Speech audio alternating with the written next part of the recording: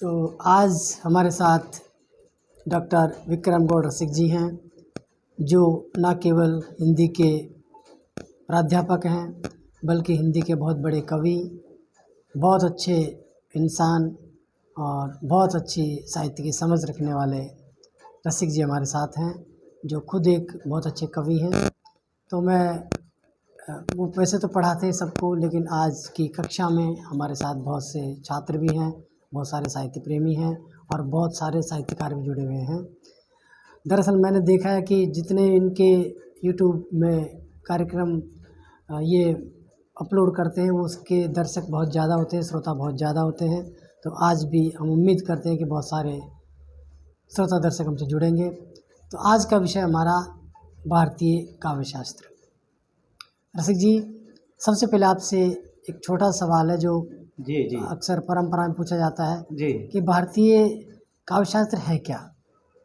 बहुत अच्छा प्रश्न है, बहुत अच्छा प्रश्न आपने किया कि भारतीय काव्य शास्त्र कि जब शास्त्र की बात आती है तो शास्त्र का मतलब होता है विधान या नियम।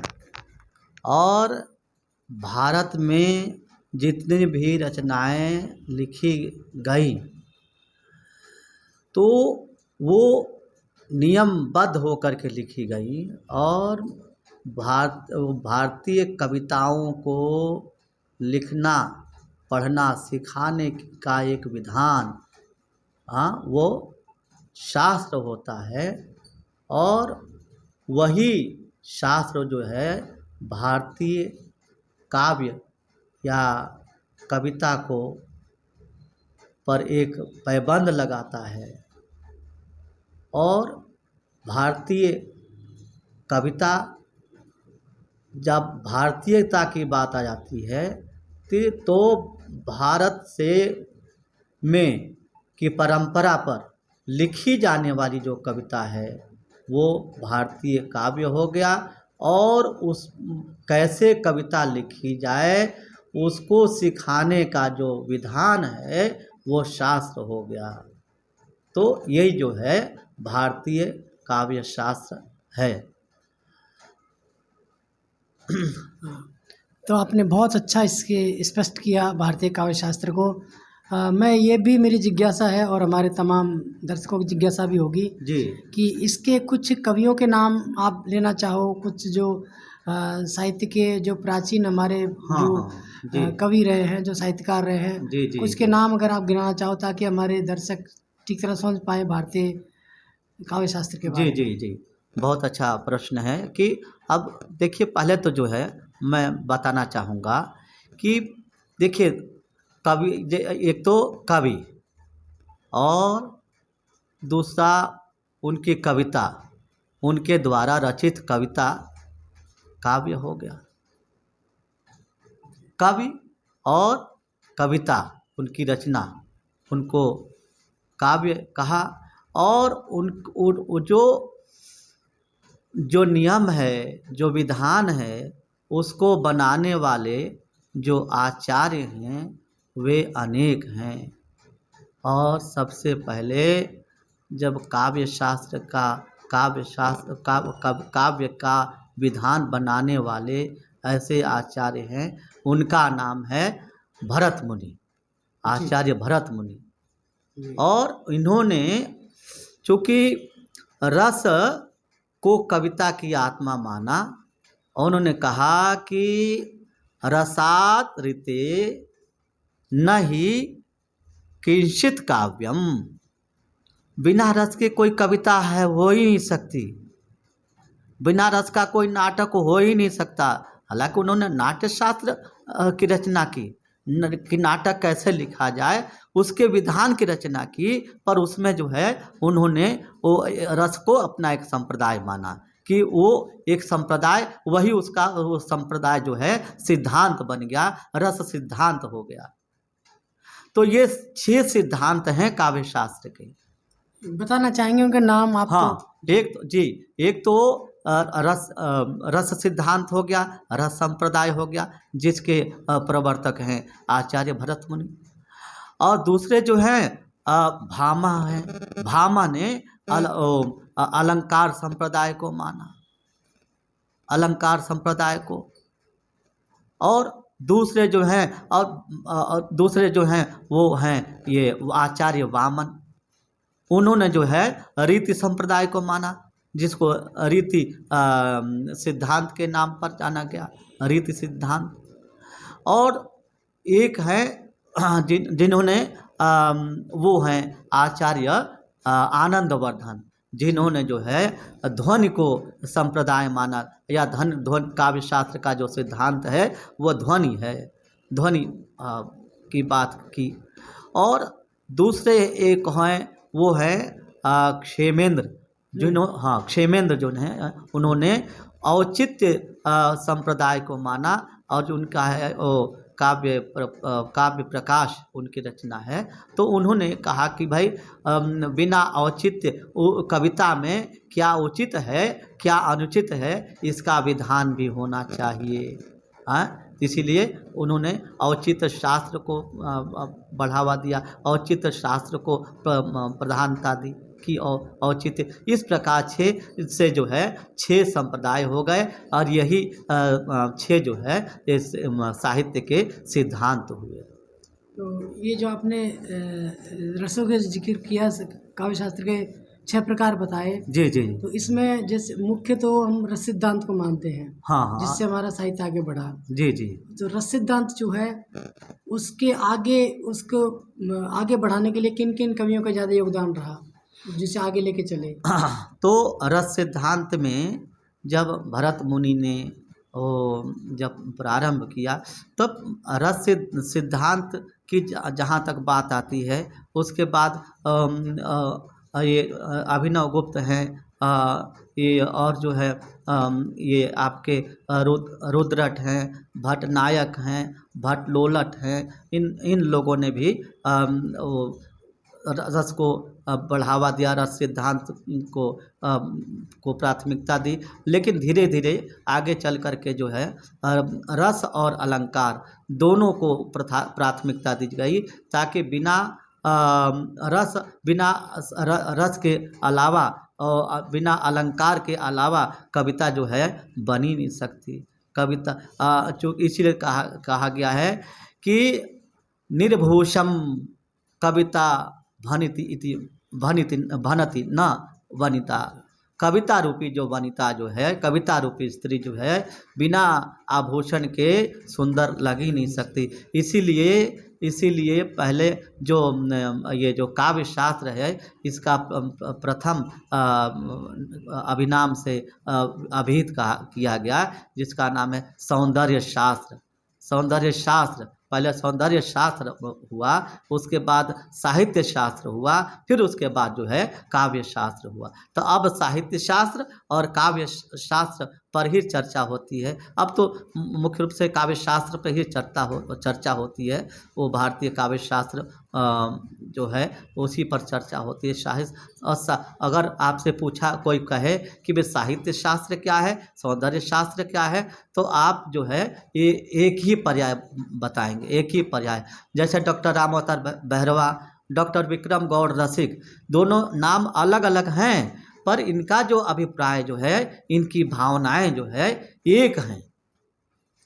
आपने रस सिद्धांत को बड़े उससे बताया, खुल के बताया जी। तो हमारे पाठक और जो श्रोता होते हैं या दर्शक जो होते हैं जी, वो भ्रमित रहते हैं जी जी जी कि रस आखिर है क्या। जी जी, थोड़ा रस को थोड़ा खोल के बताएं कि रस कविता में रस का क्या इम्पोर्टेंस है, क्या महत्व है। ये हाँ, बहुत अच्छा प्रश्न है और आपका बहुत सुष्ट प्रश्न है, और विद्यार्थियों के लिए, दर्शकों के लिए, साहित्य प्रेमियों के लिए मैं बताना चाहूँगा कि रस रम्यते साध्यते वा रसः, जो रमण करे और आस्वादित हो वही रस है। और रस को सहोदर ब्रह्मानंद माना गया है, महाविषीभूत माना गया है। आचार्य विश्वनाथ ने अपने साहित्य दर्पण में लिखा कि वाक्यम रसात्मकम काव्यम। इन्होंने भी भरत मुनि की परंपरा को आगे बढ़ाते हुए भरत मुनि का समर्थन किया और इन्होंने कहा कि वाक्यम रसात्मकम अपने इस साहित्य दर्पण में, क्योंकि साहित्य वास्तव में समाज का दर्पण है और रस जो है बिना रस के कविता हो ही नहीं सकती। उन्होंने ये कहा कि रस जो है रस वास्तव में ये भावानुभाव विभाव संचारी संयोगात रस निष्पत्ति है। भाव अनुभाव विभाव संचारी ये चार भाव हैं। इन चारों भावों के एकत्रित होने से संयोजित होने से रस की निष्पत्ति होती है। आप जो है आपके मन में अनेक स्थायी भाव छुपे हुए हैं और वो सुप्तावस्था में है और जब आप कुछ सुनते हैं, जब करुण की बात सुनेंगे, करुणा की बात सुनेंगे तो आपकी स्वतः जो है आपके मन में करुण रस का स्थायी भाव जग जाएगा और आपको भान हो जाएगा कि वास्तव में ये करुण रस है। हाँ, तो इस प्रकार से रस की अगर सभी लोग एक बार फिर से जान लें, भाव अनुभाव विभाव संचारी भाव, ये चारों भावों का जो संयुक्त अवयव है, संयुक्त एक समूह है जिसके इसी के माध्यम से रस की निष्पत्ति होती है और रस ब्रह्मानंद सहोदर है और रस जो है रस संपूर्ण कविता की आत्मा माना है। और इन आचार्यों ने और भट्टलोलक ने भी रस को बताया कि रस और अलंकार दोनों ही काव्य की आत्माएं हैं। हाँ, बिना और जो है रस के बारे में आप कहेंगे तो रस जो है वास्तव में पहले 9 रस हुआ करते थे, अब जो है 11 रस हुए, अब 11 रस हो गए। हाँ, जिक्र करना चाहेंगे कौन? हाँ, 11 जी। ये जो है पहला जो है श्रृंगार है, और आपका अद्भुत है, भयानक है, करुण रस है, रौद्र है, विभत्स है, हास्य है, वात्सल्य है, भक्ति है, ये शांत है, जहाँ निर्वेद होता है, जहाँ कोई वेदना नहीं, बिल्कुल मन जो है शांत रहता है, वहाँ पर जो है मेरी कुटिया में फिर से सुखराज भवन मन बन आया। गुप्त जी ने साकेत में कितना अच्छा वर्णन किया है। अच्छा, एक कोई आपकी ऐसी कविता, ऐसी कोई पंक्ति आप सुनाइए, फिर हम दर्शकों श्रोताओं से जानना चाहेंगे। हम ही आंसर दे देंगे, बाद में उत्तर हम ही दे देंगे। जी। उससे उनको कौन सा रस उसके मन में प्रकट हुआ, कोई पंक्ति आप सुनाइए, फिर हम श्रोताओं को बताएंगे इससे ये रस प्रकट हुआ, तो इसका मतलब स्पष्ट हो जाएगा अर्थ उसका। जी। तो जैसे सूर की कुछ पंक्तियां बताता हूँ कि मैया मैं तो चंद्र खिलौना लाई हूँ, जई हूँ लोट धरन पे अबही तेरी गोद न आई हूँ। और एक जगह और कहते हैं कि मैया कबहू बढ़ेगी चोटी, कति बार मोहि दूध पियत भई, यह अजहू है छोटी, पछ पछी दूध पियावत मोको, मोको तू पछ पछ दूध पियावत मोको होई है लांबी मोटी। तो ये और एक जगह और कहते हैं कि कहन लागे मोहन मैया मैया, नंद महर्षों बाबा बाबा अरु धल धरसों भैया। तो ये दर्शकों, जो बच्चे स्टूडेंट जो छात्र सुन रहे हैं, आप खुद अनुमान लगाएं कि आप ये सुन के आपके मन में कौन सा रस फूटा, आपके मन में किस तरह की भावनाएं जागी। तो आप कुछ बताएंगे कि ये कौन सा रस है। ये संपूर्ण जो पंक्तियां मैंने बोली हैं वो जो है वो वात्सल्य रस में है। वात्सल्य रस में है। और बाकी 1-2 उदाहरण और देता हूँ कि अब जो है करुण रस में ये करुण रस का हाय फूल सी कोमल बच्ची, जलकर राख सी ढेर हुई। ये जो है अब अबला जीवन, तुम्हारी यही कहानी, और आंचल में दूध और आंखों में पानी, कितना करुण है। तो ये जो आपके भीतर, जो आपके अंदर, आपके हृदय में जो करुणा की भावना जागी है, तो पंक्तियां सुनकर तो करुण रस हो गया। तो कविता में रस का यही स्थान है कि जिस तरह की कविता होती है उस तरह का भाव आपके अंदर पनपता है, जी। इसे हम रस कहते हैं। जी और जी एक और आखिरी सवाल, फिर बाद में फिर कोई बात करेंगे। जी जी। अलंकार क्या है? कविता में अलंकार का क्या स्थान है? हाँ, अलंकार जो है, अब मैं दंडी से शुरू करूँगा। हाँ। दंडी कहते हैं, काव्य शोभा करान धर्मान अलंकारान प्रचक्षते। काव्य की शोभा बढ़ाने वाले जो धर्म हैं, वो अलंकार कहलाते हैं। कौन कौन से धर्म हैं? शब्द और अर्थ, शब्द और अर्थ। और जब हम अभी वर्गीकरण पर नहीं जाते हैं, जब हम अलंकार सिद्धांत के वर्गीकरण पर जाएंगे तब जो है किसी दिन बातचीत पूरी तरह से, करेंगे। बिल्कुल। हाँ, तो उस पे हम हम कहेंगे कि, तो फिर भी संक्षिप्त रूप में एक बिंदु के रूप में बता देना चाहता हूँ। अलंकार जो है दो प्रकार का होता है। अलंकार का शब्दालंकार और अर्थालंकार। पहले जो है मैं बताऊं कि, और अलंकार की पुष्टि करते हुए इन्होंने ये भामा ने कहा अपने काव्य अलंकार में, भामा ने कहा कि शब्दार्थौ सहितौ काव्यम। शब्द और अर्थ दोनों का सहित भाव जो है वो जो है क्या है, वो काव्य कहलाता है। और शब्द, और यही अलंकार से अलंकार के लिए भी अभिहित होता है। तो अलंकार जो है, जिस प्रकार से हम अपने को सजने सजाने के लिए स्त्रियां जो अनेक प्रसाधनों का प्रयोग करती हैं, उसी प्रकार जो है वो अच्छी लगती हैं।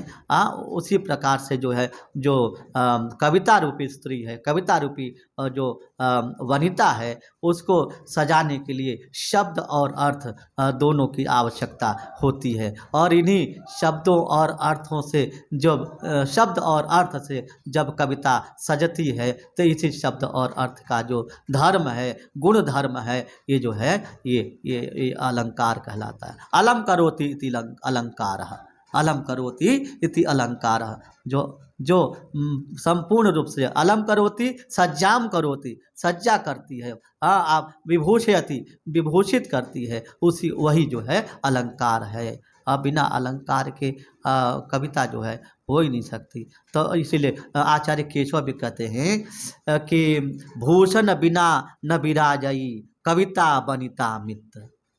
अलंकार की पुष्टि करते हुए कि भूषण के बिना जो है, आभूषण के बिना कविता जो है सुंदर नहीं लगती। कविता न विराजई, न सुशोभित होती।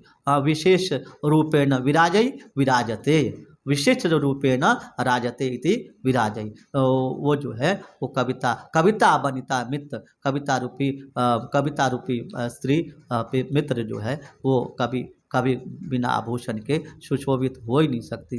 तो इसीलिए अब अंतिम में जो जब 17वीं शताब्दी के एक कवि हुए हैं, वो जिनकी रचना है संस्कृत में गंगाधर, और वो हैं पंडित राज जगन्नाथ। पंडित राज जगन्नाथ शाहजहाँ के दरबार में आश्रय कवि थे। अब उनके बारे में आपने पढ़ा हो कि, तो उनको एक नर्तकी थी, वहाँ पर दासी थी लवंगी, उनसे उनका जो है उनकी आसक्ति हो गई थी। तो पंडितों ने राज बहिष्कृत कर दिया था समाज से। वो थी तो अलग संप्रदाय की थी, तो राज बहिष्कृत कर दिया। तो उन्होंने रस गंगाधर और साहित्य लहरी, गंगा लहरी, और जिसको पीयूष लहरी भी कहते हैं, तो उन्होंने लिखा, उन्होंने अपने रस गंगाधर में कहा कि रमणीयाथ प्रतिपादकः शब्दः काव्यम। रमणीयता, सौंदर्य ही कविता के अर्थ को प्रतिपादित करती है। कविता का अर्थ को प्रतिपादित करने वाली जो रमणीयता ही जो है, वो कविता की शोभा को, सौंदर्य को बढ़ाती है। एक कोई ऐसी पंक्ति जिसमें हम ये व्याख्यायित कर सकें कि इसमें अलंकार ये है, इस जगह अलंकार है, तो कोई ऐसी पंक्ति फिर हम बता पाएंगे, हमारे जो छात्र हैं, जो हमें सुन रहे हैं, जो दर्शक हमें देख रहे हैं, कि इसमें अलंकार यहाँ इस जगह प्रयोग हुआ है, तो कोई ऐसी पंक्ति आप सुनाइए, फिर उसका अलंकार की व्याख्या हम करेंगे। जैसे गोरस चाहत फिरत हो, गोरस चाहत नाय। हाँ इसमें अलंकार क्या हुआ? इसमें जो है ये इसमें वो अलंकार है, यमक अलंकार है। इसमें कहाँ प्रयोग हुआ उसका प्रयोग यहाँ के बारे गोरस गोरस गोरस में हाँ अलंकार से, यानी हाँ हमने एक अलग ऐसा शब्द लिया, अलग अलग हाँ ऐसा शब्द लिया जो जिससे उस कविता की महिमा बढ़ गई, बढ़ गई हाँ उस पंक्ति की महिमा बढ़ गई। हाँ तो एक ऐसा कोई शब्द प्रयोग करते हैं उसमें कविता में हाँ जो कि अलग सा लगे, हाँ हाँ वो अलंकार कहलाता है। हाँ यानी हाँ कोई कोई महिला किसी पार्टी में वो अलग से कोई गहना पहन के आ जाती है, हाँ सबकी हाँ निगाह उस पे जाती है, जी जी जी कितना हाँ अच्छा इसने हाँ पहन रखा हाँ है। इसने तो कितना वो अच्छा एक पहना वो तो इस तरह से जो हाँ महिला वो पहन हाँ रखा है वो उस पे ध्यान जाता है, हाँ हाँ उस हाँ पर्टिकुलर उस जी विशेष गहने पर। जी तो इसी तरह से कविता में जिस जिस पंक्ति में जो जो अक्षर पे जो शब्द पे ज़्यादा ध्यान जाता हाँ है हाँ वो हाँ उसका अलंकार हो जी गया। जी जी जी जी, तो आपका बहुत बहुत धन्यवाद, इतनी अच्छी जानकारी हमारे श्रोताओं को, हमारे छात्रों को दी। और हम फिर एक अगली कड़ी में आपसे फिर बहुत खुलकर बात करेंगे, अलंकार पे भी, रस पे भी, और पूरे काव्य शास्त्र के सारे सिद्धांत पे बात करेंगे। आपका बहुत बहुत और धन्यवाद। मैं भी राम अवतार जी का बहुत बहुत धन्यवाद ज्ञापित करना चाहूँगा कि आपने मुझे यहाँ बुलाया और साक्षात्कार लिया और आपकी भी ज्ञान की गुत्थी खुल गई। मैं तो ये मानता हूँ जी कि जब दो वक्ता एक साथ हों, जो दो विद्वान एक साथ हों, तो आपस में एक दूसरे की गुत्थी खुली जाती है जी जी और ज्ञान की बढ़ोतरी होती है। बिल्कुल तो बिल्कुल। कहते कि अपूर्व कोपि कोशोयम विद्यते तव भारती व्यय तो वृद्धि मायाति क्षय मायाति संचयात। हे सरस्वती माँ, आपका जो यह कोश है बहुत अपूर्व है। कैसे कि व्यय करने से और बढ़ता है और संचित करने से जो है क्षय को चला जाता है, क्षय मायाति, क्षय को चला जाता है। तो हम सब एक दूसरे से बातचीत करते रहते हैं, शास्त्रार्थ करते रहें। और विद्यार्थियों, प्रिय दर्शकों, आपसे भी यही कहना चाहूँगा कि जब तक आप साहित्य शास्त्र को नहीं समझ पाएंगे, तब तक आप जो है किसी प्रकार का साहित्यकार नहीं बन सकते हैं। आप साहित्यकार बनने के लिए आप कविता लिखते हैं, कहानी लिखते हैं, निबंध लिखते हैं, नाटक लिखते हैं।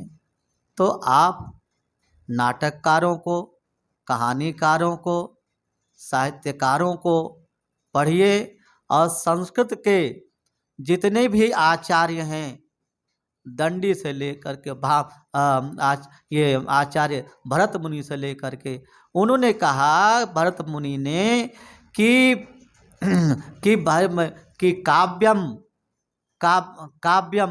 मृद गूढ़ पद रचना, मृद गूढ़ पद लालित्यम। भी कविता क्या है? कविता मृद गूढ़ और पद का लालित्य जो है, यही कविता है। तो इनको जब आप पढ़ेंगे नहीं तो कैसे दो चार कविताएं लिख ली और मंच पाना चाहते हैं और प्रतिष्ठा पाना चाहते हैं? ऐसा मत करिएगा। पहले आपको तराशिए, अपने आप को परिमार्जित करिए, तभी जो है आप आगे बढ़ सकते हैं। और आगे बढ़ने के लिए साहित्य शास्त्र को पढ़िए, काव्य शास्त्र को पढ़िए, तभी आप जो है अपने आप को जो है धरातल पर उतार सकते हैं। क्योंकि मैं गुप्त जी की बात से लेकर के, गुप्त जी की बात को लेकर के समाप्त करूंगा कि मनोरंजन ही न कवि का केवल कर्म होना चाहिए, उसमें उचित उपदेश का भी मर्म होना चाहिए। तो इन्हीं पंक्तियों के साथ अपनी वाणी को विराम देता हूँ और आप सबको साधुवाद देता हूँ, सादर अभिवादन करता हूँ। आप सब साहित्य को पढ़ें और साहित्य शास्त्र को आप जो है ध्यान पूर्वक देखें और तभी आप आगे बढ़ सकते हैं। बहुत बहुत बहुत बहुत धन्यवाद सबका।